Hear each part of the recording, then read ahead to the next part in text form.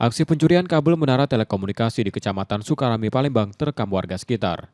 Dalam rekaman terlihat dua pelaku beraksi, satu memotong kabel sementara lainnya mengawasi situasi. Keduanya masuk ke area menara dengan melompati pagar. Bermodal rekaman itu, Unit Pidana Umum Polrestabes Palembang menangkap dua pelaku berinisial TP dan TO warga Jalan Naskah, Sukarami. Keduanya diketahui merupakan mantan pegawai pemeliharaan menara yang memahami kondisi lokasi. Para tersangka tercatat sudah dua kali mencuri kabel dan membawa kabur total sepanjang 450 meter. Kabel tersebut dijual lalu uang hasil penjualan digunakan untuk judi online. Cara mereka masuk itu ya dengan cara memotong pagar. Nah, bagaimana mereka tahu itu ada pagar di sana? Ternyata mereka ini sebelumnya adalah mantan pegawai maintenance, seperti pegawai pemeliharaan dari kabel tersebut. Ada berapa jumlah pelaku? 2 orang kita amankan. Sudah dijual tapi sudah bisa kita amankan BP-nya dari yang penanda. Atas perbuatannya, kedua tersangka terancam hukuman lebih dari 5 tahun penjara.